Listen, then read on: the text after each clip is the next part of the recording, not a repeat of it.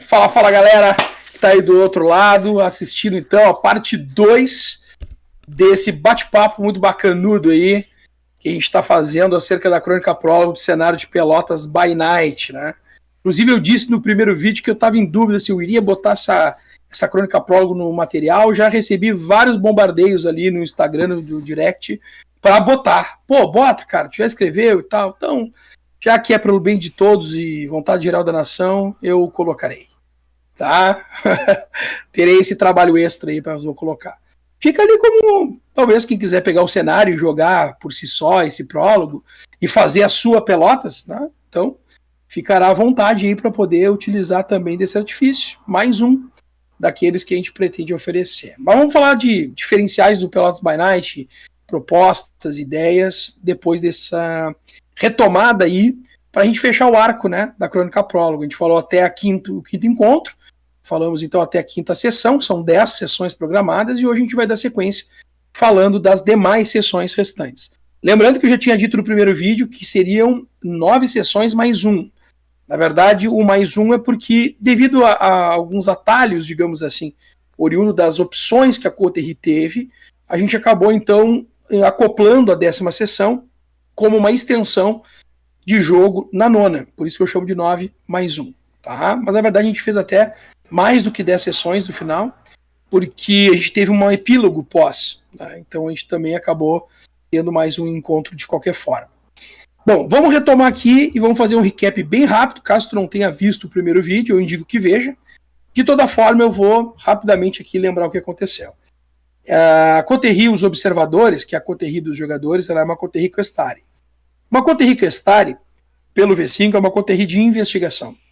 E por isso mesmo, eu como narrador, quando pensei a crônica prólogo, claro que o gatilho inicial do jogo não podia ser outro. Sim, a investigação envolvendo a Coterie. Essa investigação se dá em torno de ameaças que sofre uma jovem amiga, né, de um dos pilares de Adriano.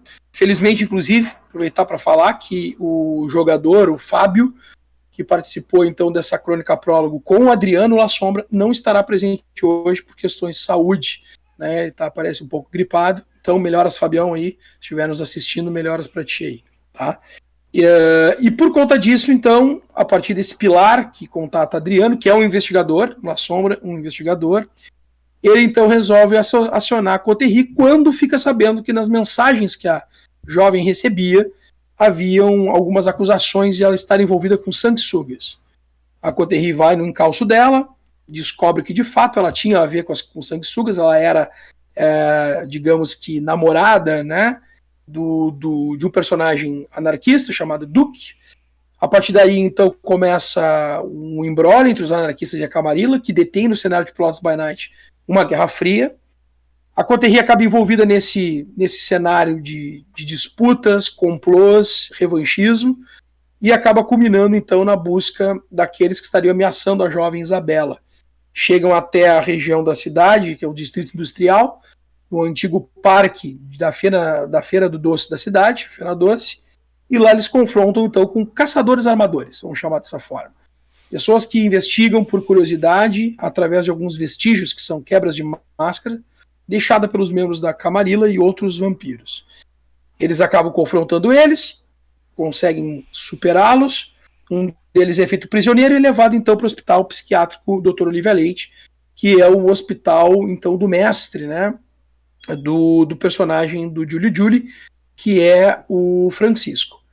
Eles interrogam, tiram informações, e a partir daí então eles acabam dando sequência a uma sucessão de eventos que vão acabar trazendo eles até o atual momento.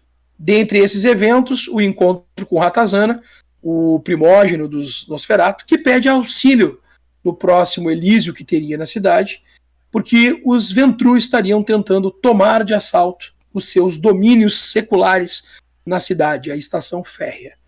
A Coterie se compadece, faz uma através da argumentação do Ratazana, que propõe também, né, ceder a eles aí em troca desse apoio, né, que nada é de graça, tudo é política.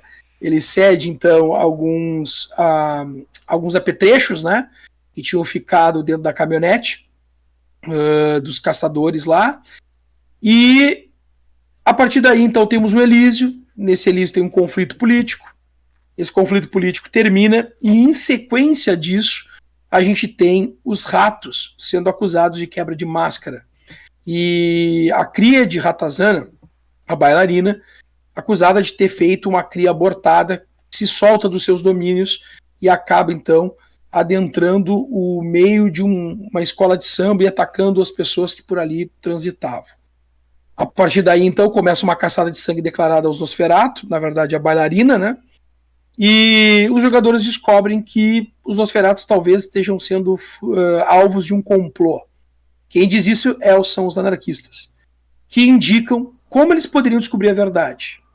Eles colhem informações, escolhem coordenadas, acabam num lixão, chegam a Ratazana e bailarina, recebem informações de que seria possível averiguar que eles não estavam mentindo e de fato os Ventrus, em conluio com o xerife Tristão e a própria príncipe, teriam armado essa para eles. Os jogadores então partem em direção à busca dessas informações que estariam no forma de imagens de câmeras de um bar que ficaria próximo ao refúgio da bailarina, onde a cria abortada teria estado presa.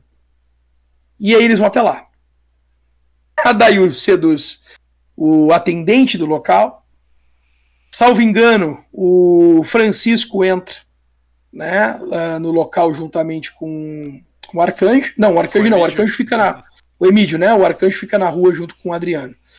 Então entra a Dayu, o Emídio e o Francisco, conseguem obter as imagens, né, das câmeras de segurança.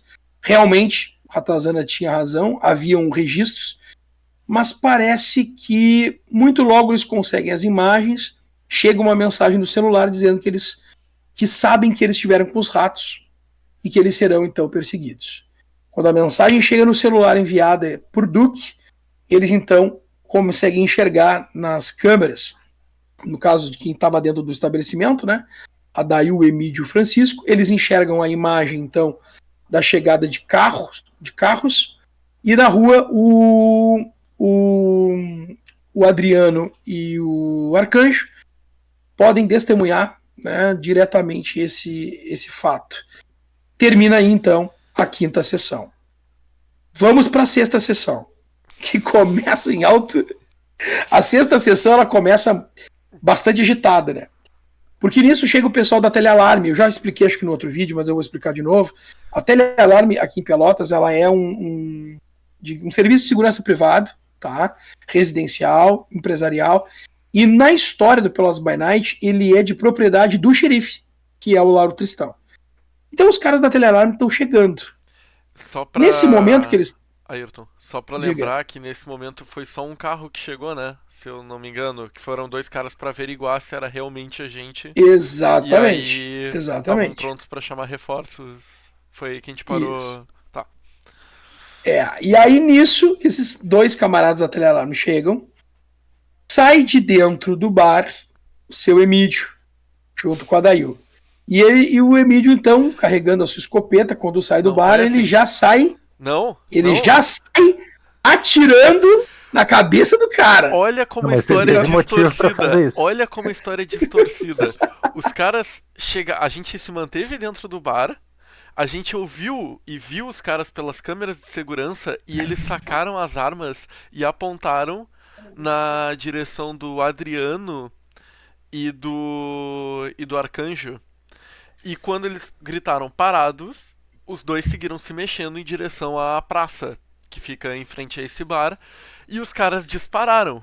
Quando eles dispararam, aí o Emídio saiu do bar, pegou sua escopeta e foi dar um tiro de alerta, só que acabou tendo um sucesso bestial. E também já temos aqui, o Emídio quis atirar nos caras pra matar, desde o início. Só que como ele teve um crítico bestial... E ele conseguiu acertar a cabeça do cara e ele explodiu a cabeça. Era pra alejar, só que ele acabou indo um pouco mais pra cima. Exatamente, o alerta era alejar. Porém, o outro conseguiu... Né? Ele não vai cometer esse erro 2 vezes. Bom, eu sei que, de fato, né, isso acontece. E aí, na sequência, a gente tem a chegada de reforços. Obviamente, a coisa ficaria bem ruim pra eles. Mas, felizmente, né, o Duke... acaba trazendo os anarquistas que ajudam numa rota de fuga. Eles conseguem evadir do lugar, nenhum deles é ferido, e a partir daí, então, eles partem com os anarquistas para a região portuária, que é um domínio anárquico, né, dentro do cenário de Pelotas by Night. Eles vão até uma antiga fábrica de bebida, né, a fábrica da Brahma, que fica na região portuária, e lá, chegando, eles então vão passar a saber o que estava acontecendo, né? E o que estava acontecendo que eles não sabiam, que após eles terem saído do lixão, o lixão ele foi detonado, foi explodido, tá? Isso na verdade acontece na noite seguinte, né? Porque você acha que vocês vão chegar lá, vocês não vão ter essa conversa direto. Eu não recordo se eu acho que vocês dormem, né, no subterrâneo. Essa conversa no dia seguinte. Isso, porque você pega até aquelas caixas com sacos de bolsas de sangue e tal. Isso. Então eles chegam lá, e eles ficam então, né, escondidos no subterrâneo, numa parte que está em reforma, né? São reformas que a universidade está fazendo, inclusive resgatando aquele prédio, e eles ficam nessa parte com a guarnida dos anarquistas. Na noite seguinte, então, quando eles despertam, até porque agora eu lembro que isso acontece no finalzinho da noite, né? Já na madrugada, quase no início da manhã. Por isso que vocês, quando chegam lá, vocês vão acabar ficando reclusos, né? E dormindo para depois, então, quando despertam, vocês se alimentam e recebem, então, o Duque joga o jornal e ele lança para vocês, então, a notícia fatídica, né? Que depois da saída de vocês lá do lixão, o lixão foi explodido. Até vou me permitir aqui ler, né, como é que esse diálogo do Duque, porque eu acho que ficou interessante. O Duque depois, então, quando eles acordam após o resgate, ele pega e vai dizer, enfim, chegaram, parabéns, achei que dessa não escapariam. Estão saindo melhor que encomenda. O Duque, esse personagem, ele é bastante sarcástico, tá? Esse é um traço da personalidade dele. E aí ele vai dizer, vocês já estão sabendo? Explodiram os ratos, bum! Detonaram um bolsão de metano com C4. Malditos filhos da puta. Mataram um monte de gente inocente e ainda enfiaram no rabo deles a culpa. O jornal diz que houve uma explosão, deixando centenas de mortos no lixão da cidade. Laudos preliminares apontam para um bolsão de metano que entrou em combustão por ação humana. Ou ele está dizendo em relação ao que está na notícia do jornal que eles recebem, né? E aí o Duque ele segue dizendo que Ratazana e Bailarina, a esta hora, são só pó. Mas confesso que os Nosferatos são espertos e sempre surpreendem. Sempre tem uma carta na manga.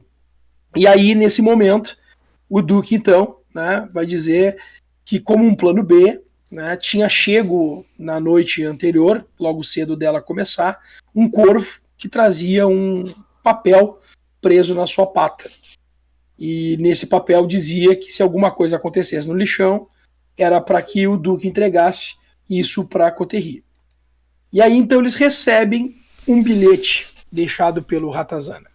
Interessante só, porque quando eles foram no lixão, o bilhete, segundo o que o Duque diz, já tinha sido enviado, porque ele chegou logo cedo da noite anterior, né? Então quer dizer, quando eles foram no lixão, encontraram o Ratazana e a Bailarina, o Ratazana já havia enviado um corvo, que já imaginava, né, que isso poderia vir a acontecer, eles serem identificados, descobertos e mortos pelos agentes da Camarilla. Até porque ele deve ter descoberto que alguém entrou no lixão, ele não sabia exatamente se era a gente, ou se eram outras pessoas, ou se a gente estava bem intencionado.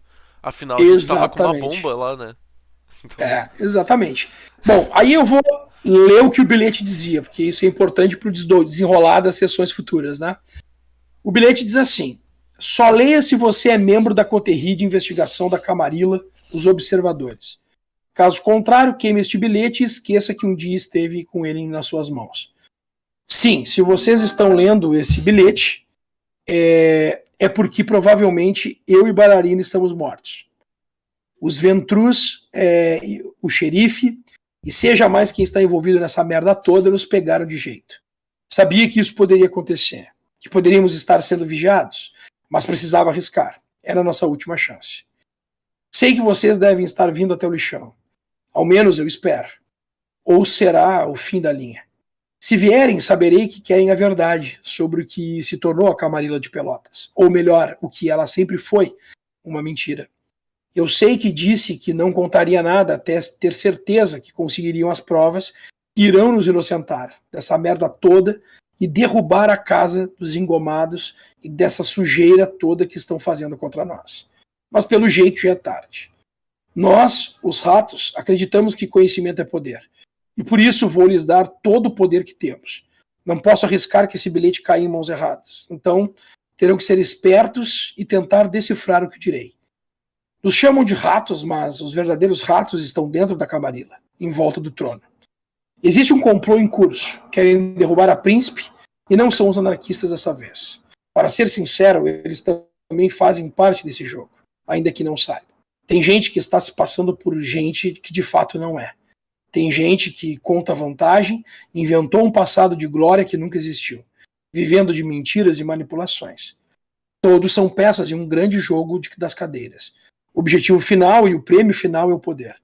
Existem muitos segredos na noite eterna de Pelotas, horrores subterrâneos que mesmo nós não ousamos desafiar. Mesmo assim, existe esperança. Se querem saber a verdade, procurem as seguintes coisas na ordem. 1.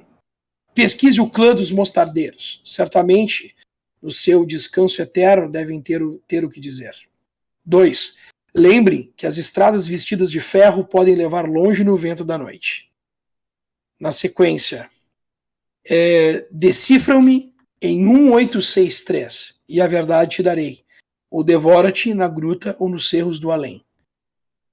Depois, o sem pai nem mãe, próximo ao pico do obelisco, na calada da noite estrelada da Princesa do Sul, cultuam o passado e derramam sangue. Depois, entregue ao fantasma traído sua chance de redenção, pois somente o poder pode limitar o poder. E por último, destruam o cofre de ferro antes que o poder dele seja usurpado. Espero que não seja tarde. Boa sorte. Nesse momento, então, que eles recebem o bilhete, o Duque, então, se direciona a Coterri e vai dizer: o que vocês irão fazer quanto a isso, não sei. Isso cheira a merda de longe. Só sei que se vão fazer alguma coisa, que façam logo. Parece que o relógio corre contra vocês. Nesse momento, então, o homem que está observando a janela sem vidraças, né, só na carcaça de um prédio abandonado, ele se vira e vai em direção a Coterri, mas ele fica às sombras atrás de uma pilastra. Somente a silhueta dele é percebida. Ainda não é possível identificar quem ele é. Mas quando a Coterri está saindo, ele evoca, então, dizendo que pede para o Arcanjo: Arcanjo, fique um instante, precisamos conversar. O que vai acontecer a partir daí, então, para a gente fechar a sessão e poder comentar ela? Quem chamou o Arcanjo é o Kaiser. Eles vão ter um diálogo, né, que a gente pode vir a comentar agora na sequência, aí, com o Arcanjo, né, sendo trazido pelo Júlio. E a partir daí, então, os personagens da Coterri recebem um carro, né, para que eles possam sair do lugar, e eles acabam sendo, então, escoltados, né, até uma certa parte pelos anarquistas. Se eu não me engano, esse carro ele tem um símbolo, coisa assim, tinha armamentos também, né, e eles vão sair dali. O que eles fazem a partir daí? Eles vão começar um processo de investigação. Na verdade, na prática, a ideia é que eles fossem rumo a Porto Alegre, porque as estradas vestidas de ferro, claramente eram as estradas que cortam a estação férrea.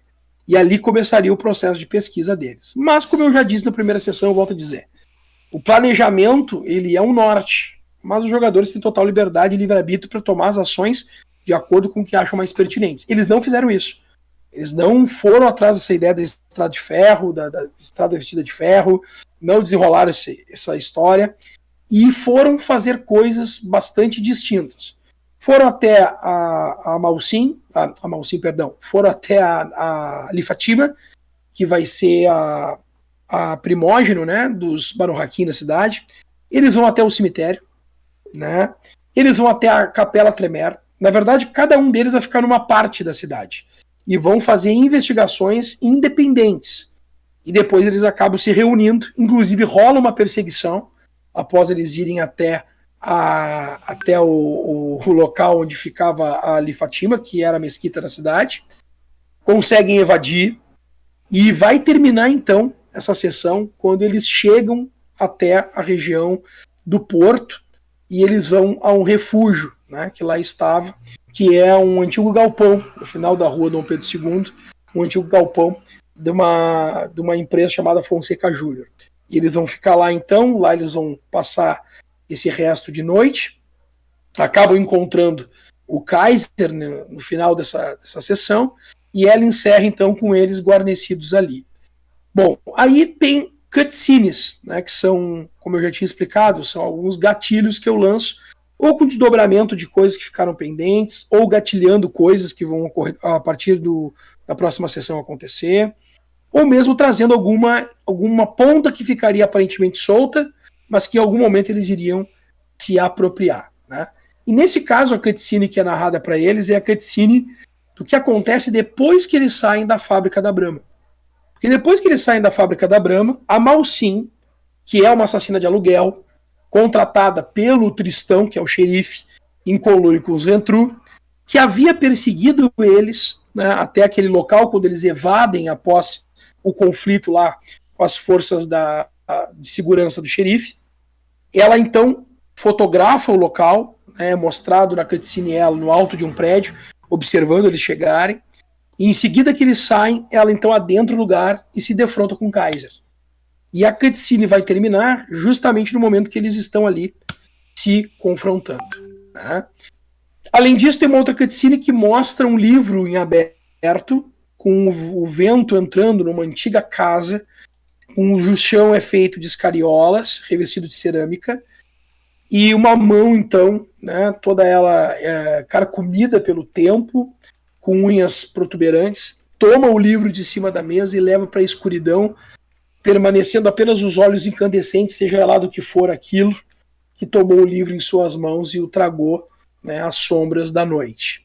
E aí termina, então, a sessão propriamente dita. Agora vamos lá, gurizada. E aí, como é que foi essa sessão aí para vocês? Comentem. Não, com relação ao Arcanjo, assim, foi esse reencontro com o Kaiser foi um troço bem importante, porque na verdade eles faziam uma década que não se viam, né? Um pouquinho mais de uma década, né? E a última vez que eles tinham se visto foi quando o Kaiser mandou ele embora, né? Exatamente. Então foi bem complexo para ele, assim. Mas lógico que na verdade ele ficou muito feliz, né? Porque enfim, ele não sabia qual seria a reação do Kaiser quando visse ele, né? Depois desse tempo todo, se ele ia ainda seguir pelo motivo que fosse, porque o Arcanjo na verdade ele não sabia exatamente o que ele tinha feito de errado para ter sido expulso, né? Mas que no fim acabou bem. Tinha uma outra coisa que eu queria comentar que eu não lembro, cara, que tu tava recapitulando tá, lembrei. Com a fusão da Estação Férrea, o que aconteceu? A gente meio que ficou pensando, a gente meio que passou pela cabeça que a gente talvez tivesse que pegar um trem e ir pra outro lugar. Só que a gente pensou, cara, assim, é que o troço tava tão vucu-vucu, a gente tava tão louco pra descobrir aquelas coisas, que eu pensei, não, foi o seguinte, foi eu e o Francisco, a gente foi lá pra Estação Férrea. Só que ao invés de a gente esperar o trem, pegar, ir pra Porto Alegre, a gente foi fuçar lá dentro da Estação Férrea, porque a gente pensou que de repente aquele troço lá podia ter alguma coisa que o Ratazana tivesse deixado lá, que até no fim a gente encontrou algumas coisas, assim. Verdade. Mas a gente pensou, não, mas imagina, tem que ir até Porto Alegre, não, tem que ter alguma coisa por aqui. Aí a gente ficou refusando. Porto Alegre é longe. Não, e fora isso, a gente tinha pouco tempo, né? Ir a Porto Alegre e voltar podia dar 5 horas de viagem, provavelmente. E a gente. É que era início da noite, né? Era início da noite, lembra? Sim. Que era trem, né? Também, mas a gente tava muito com o cu na mão toda essa sessão, porque a partir de agora a gente tava sendo caçado na nossa cabeça. A gente não sabia se caçada de sangue estava toda a comunidade atrás da gente, ou se somente o xerife e Malsim e afins. Mas igual era um pânico bem grande de... Cara, vai virar esquina, vai ter a brigada militar, a telealarme e o exército esperando a gente. Então que tudo foi tomando um senso de urgência muito grande, né? Pois é. E aí o que acontece? Na verdade não dava tempo de pensar muito, era muito mais reagir às coisas. E tinha essa função na minha cabeça ali que me passou foi o seguinte, dessa questão de ir a Porto Alegre ou não. Não faria sentido ir a Porto Alegre na análise na análise do jogador, né? Porque seria um tempo de sessão grande, para ir até lá para descobrir uma eventual pista que poderia levar a nada. A gente não sabia o que é que estava sendo encaminhado com tudo isso, né? Então não fazia sentido. É por isso que a gente decidiu entrar na estação lá para averiguar por ali, porque a pista falava nisso, falava em que as estradas levavam para longe. Bom, faz sentido tu ir na estação férrea, né? Claro. Mas a verdade é que o primeiro ponto das pistas era pesquisem o clã dos mostardeiros. Porque aí o que ia acontecer? Essa pesquisa, que aí vocês iam fazer da forma que quisessem, mostraria que era uma família de Porto Alegre. E que lá existiria o único mausoléu com símbolos egípcios. E isso acabou acontecendo quando a Dayu vai até a capela, e essa cena é bem legal, inclusive, da Dayu na capela, e ela tem o contato com Gaza, que, para quem não sabe, né, a personagem Dayu, né, e o jogador, o Chile lá, o Chile pagou para ter, né, o Gaza como sendo seu tutor. Né? Maula. O Maula, né? Então, mas ele nunca tinha se mostrado presencialmente para ela. Exatamente. Ele nunca tinha se mostrado, até porque ele não era um personagem público na Camarilla de Pelotas. Ele já não atuava politicamente de forma direta. É evidente que ele se fazia representar pelo primógeno do clã, dos Tremer, que nesse caso é o Guzmão, e ele ficava nos bastidores. Inclusive os membros mais novos até duvidavam de que esse tal Gaza de fato existisse. Ele nunca era visto em Elísio, eles só ouviam falar, né, de um feiticeiro do sangue, alguém poderoso que existiu, né, mas isso eram mais histórias do que fatos. Então, quando a Dayu ela vai até a Capela Tremer, ela se confronta, ela tem uma fala com Guzmão primeiro, e depois dali, né, ela acaba então indo à biblioteca, e lá na biblioteca ela tem um encontro com Gaza. Ela faz uma pesquisa, e ela encontra, então, os antigos registros, né, que se tinha, então, de fato, o que seria essa família Mostardeiros e o que ela tinha a revelar. Né? E aí tu encontra fotos, né, Chile? Fotos. Não foi o Adriano que matou essa questão dos mostardeiros lá no cemitério? Não. Ele foi ao cemitério, falou até com a cigana Terena, não sei se você lembrar dessa cena. Isso aí. Que ele fala, né, com a cigana Terena, mas aí ele descobre que lá não tem nada em relação a mostardeiros. Lá não tinha nenhum mausoléu, coisa parecida, que falasse sobre isso. Né? Eu acho que a gente acabou não indo pra Porto Alegre. Tipo, a gente já matou algumas coisas de cara das dicas do Ratazana, né? E a função da Estrada de Ferro era uma delas. Tipo, tá, ok, talvez a gente tenha que ir pra Porto Alegre. Mas a gente pensou, vamos fazer tudo que a gente pode fazer aqui, e se a gente não encontrar nada, beleza. Vamos ter que ir pra Porto Alegre em último caso. Mas como as coisas foram se desenrolando, a gente meio que entendeu o que estava acontecendo, e a gente já foi matando as pistas seguintes, a função da baronesa de 1863, a função do asilo de mendigos, não, do Instituto de Menores, da Dica 4, as coisas foram se desenrolando, a gente ficou tipo, tá, ok. Meio que a gente consegue dar continuidade sem ir pra Porto Alegre. Que, na verdade, quando tu começou a pesquisar sobre a família Mostardeiros, eu percebi que não fazia mais sentido vocês irem a Porto Alegre. Na verdade, não fazia porque vocês estavam buscando coisas aqui. Né? Então, quer dizer, se eu levasse adiante isso, vocês iam ficar mais tempo pesquisando coisas aqui. Até que se esgotasse e vocês não tivessem outra opção a não ser buscar fora. Mas não fazia mais sentido porque a dinâmica que o jogo tomou foi muito interessante. Vocês começaram a pegar pedaços separados de coisas e depois, quando vocês juntaram isso, fez todo sentido naquilo que o Ratazana estava falando para vocês. Então eu fiz questão de, improvisadamente, né, e daí aquele planejamento improvisado que eu falava lá no primeiro vídeo, de colocar as informações que estariam lá em Porto Alegre na Capela Tremer. Até porque fazia sentido, por ser a capela mais antiga de toda a região do Rio Grande do Sul, é essa capela, né, a Capela dos Ventos do Sul, como ela é chamada, a Capela do Sul do Atlântico. Então, eles terem esses registros, né, que são ligados à taumaturgia, ligados à necromancia, que é uma coisa, uma linha também estudada, né, ligada à capela, no passado pelo menos, fazia sentido. E aí eu encaixei isso ali e entreguei isso pro personagem da Dayu. Aí na capela, alguns nomes são introduzidos pra gente que daí depois se tornam muito importantes, né? A função o Ivan Ivarovich, do Sabá, tem uma foto dele. a Beatriz Mendonça, que é a esposa do. De quem ela é a esposa mesmo? Do Máscara Do de Máscara Cera. de Cera. Eu não sabia se era do Máscara de Cera ou do LC. O Isso. Luiz Maximiliano também aparece, enfim.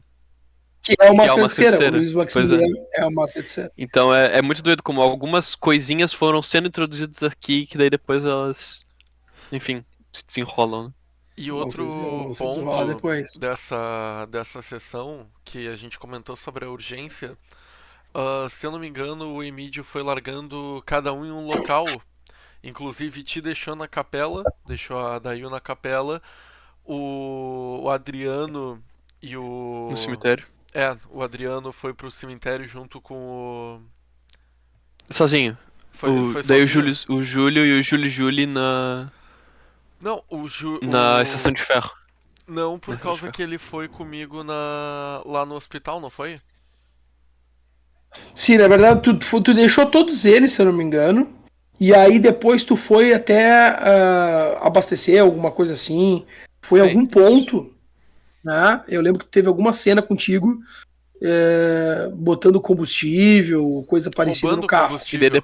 E daí depois Roubando foi combustível. buscando a gente e daí depois a gente É. foi pra outros É lugares. que aquele carro era emprestado, ele tava com pouca gasolina, eu fui já roubar combustível pra gente ter na reserva.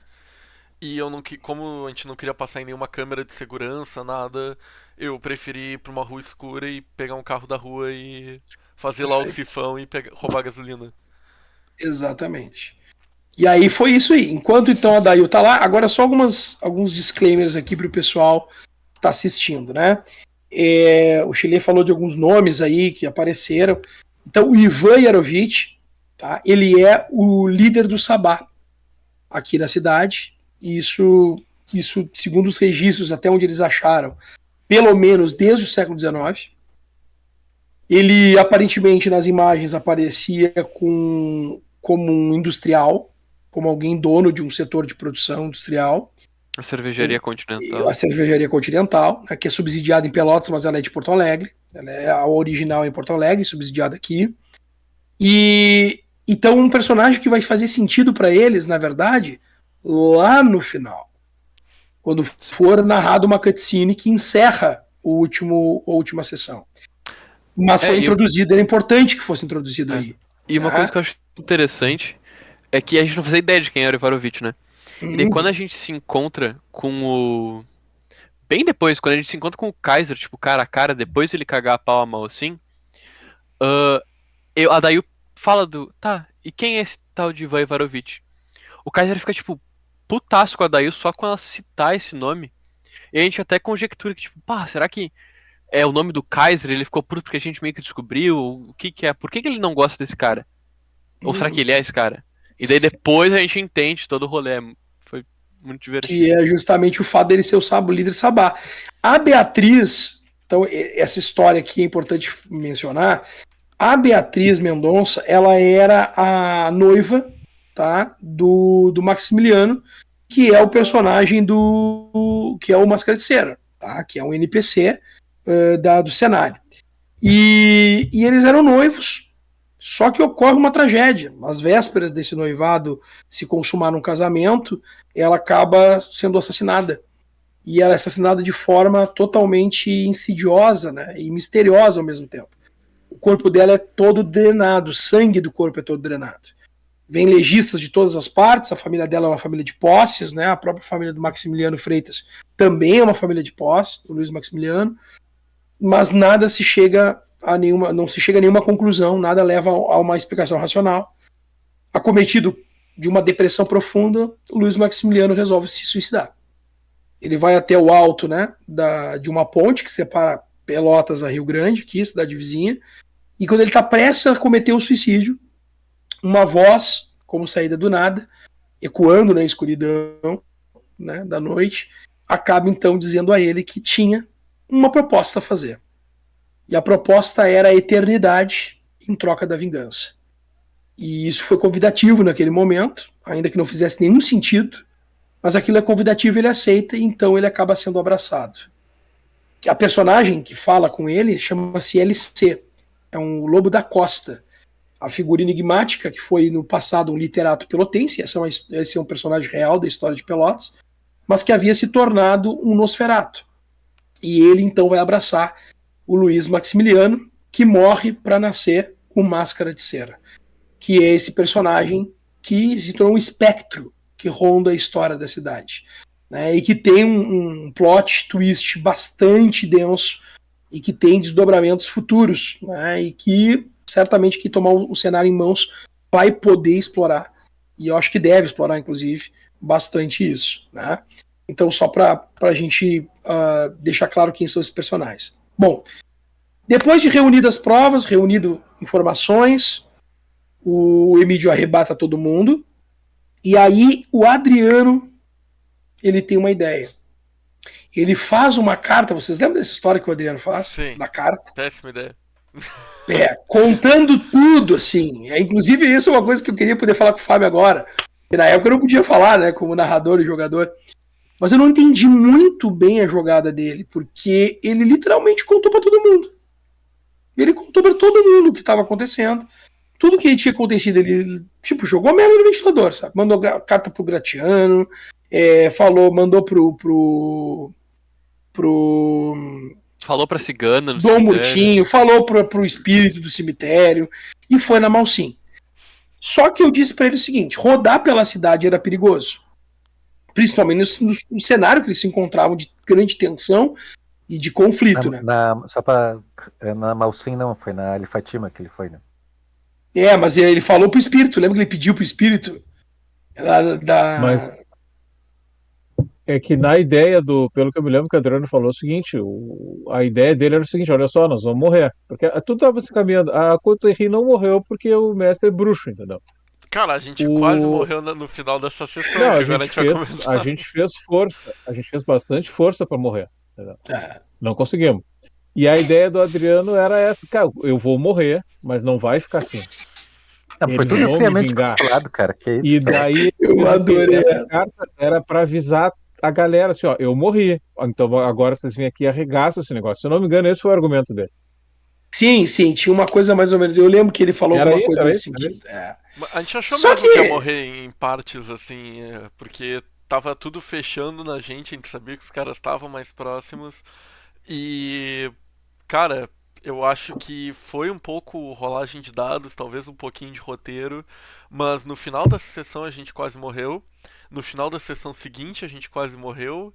Tipo, teve vários eventos que a gente passou bem perto. Cara, a gente era o Batman da Feira da Fruta, do nada vinha o escudo, entendeu? De onde é que tirou esse escudo? Lógico que foi do Cara, assim, ó, vamos lá. Então agora, eu já tinha dito isso, eu acho, pra vocês, em seguida dessa sessão, mas pra quem tá nos ouvindo. Ao longo de todo o percurso que eles tiveram, a cada ponto que eles paravam e alguém descia ou alguém subia, eu jogava dados. E eu tinha feito uma tabelinha improvisada ali de encontros possíveis. Então, como era muito perigoso eles estarem circulando pela cidade, por todo o cenário de dinâmica, né, de tensão e de perseguição que se tinha com relação a eles, eu fui fazendo rolagens. E não foi nada, não manipulei nenhum resultado, eu realmente rolava e o que caía. E eu botava de 3-1 a chance deles encontrarem alguém. Eles não encontraram ninguém em todo o percurso que o Emídio deixou eles nos lugares, e na volta que o Emídio foi pegando eles, até que eles foram para a Ali Fatima, até que eles foram na Primógeno Barão Hakim, na mesquita. Naquele momento... E tu ia jogando os dados, mas a gente não sabia que tu jogava os dados. Tipo, a gente não via tu jogava, a gente não viu, a gente só ficou sabendo depois, né? Quando deu o problema. Aí, quando eles foram ali Fatima, eu rolei os dados e caiu. Perseguição. Tá? E aí eles começaram a ser perseguidos por forças, por agentes que eram agentes mercenários contratados pelo Tristão. E eles começam a ser perseguidos pela cidade, eles têm uma perseguição numa grande avenida, que é a Avenida Osório, que é uma rua arterial, que corta literalmente boa parte ali da região da cidade, do centro até a região da Bento Gonçalves, chega a passar ela, que a Bento Gonçalves é uma avenida importante aqui na cidade, e eles começam a perseguição. E o Emídio, né, que tá ali, nosso Toretto, tá dirigindo e tal, ele acaba, em um dado momento, encurralado. Literalmente, assim, Cara, os caras conseguem fechar, né? Foi estourando um pneu, foi tirando o outro, perdeu um eixo ali.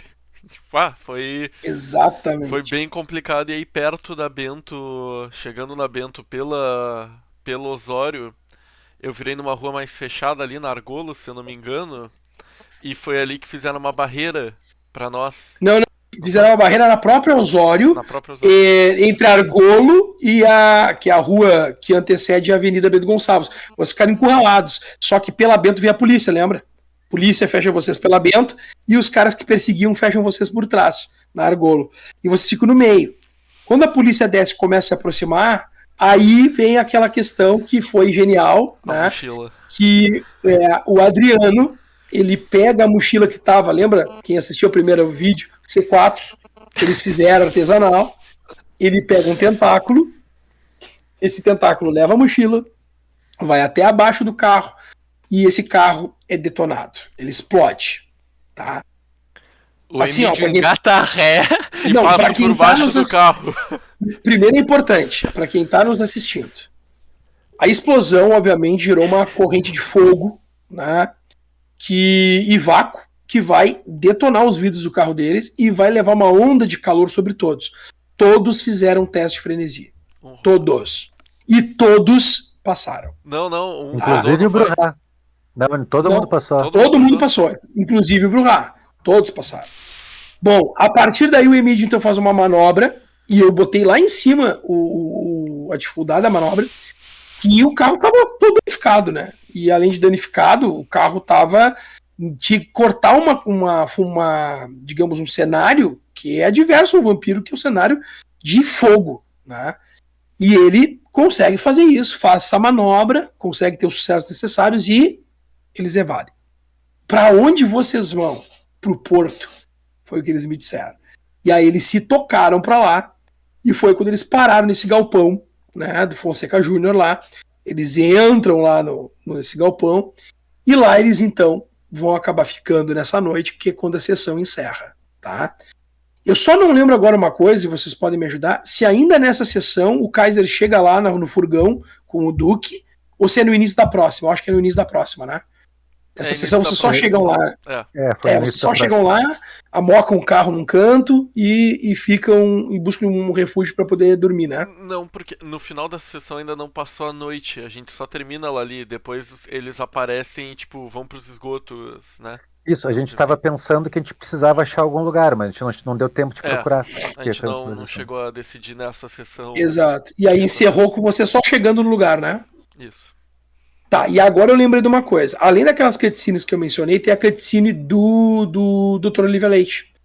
É nessa aí que ele morre, e eu lembro bem por quê. Porque é no momento que tá as patrulhas na cidade, né?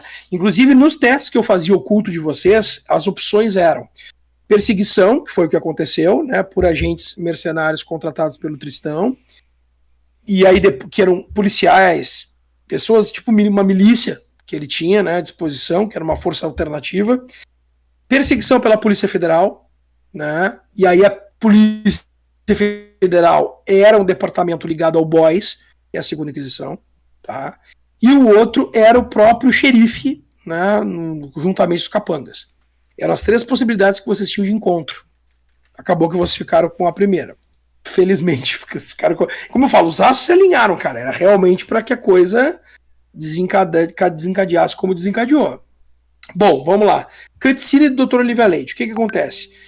Nesse cenário todo, teve a Príncipe convocou um gabinete de emergência com os primógenos.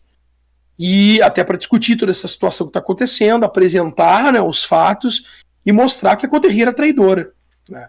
E como tinham vários ali deles que tinham seus respectivos mestres, e muitos dos quais eram primógenos, que é o caso do Francisco, com o Dr. Olivia Leite, que é o primógeno Malcave, então mais do que nunca eles têm que estar reunidos ali. Só que quando termina o Elísio, o Dr. Olivia Leite começa a ser perseguido. E ele se dá conta disso. Ele vai normalmente até o hospital, porque ele sabia que se eles tinham começado a perseguir ele é porque ele estava sendo observado já há bastante tempo.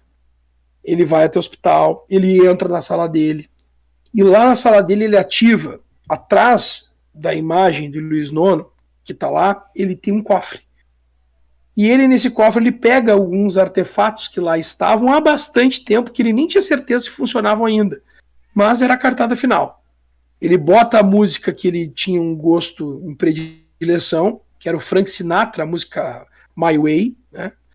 E sobre o som dessa música, no alto dela, quando fala My Way, né, meu jeito, do meu jeito, a Segunda Inquisição invade, né, o seu escritório e ele mostra então o artefato que ele tinha pego, 2 granadas. Ele tira os pinos das granadas, quando ele se vira, devido à ordem que recebe mãos para cima, ele se vira com as granadas em mão e apenas levanta as mãos para que elas caiam e explodam. Termina aí a sessão, né, nessa cutscene, termina quando a ala administrativa do hospital foi para os ares. Ela foi explodida. Né? E seja lá o que foi que aconteceu com os caras da Segunda Inquisição, nesse momento eles não sabem, provavelmente morreram, e é o que de fato aconteceu, pelo menos com alguns deles.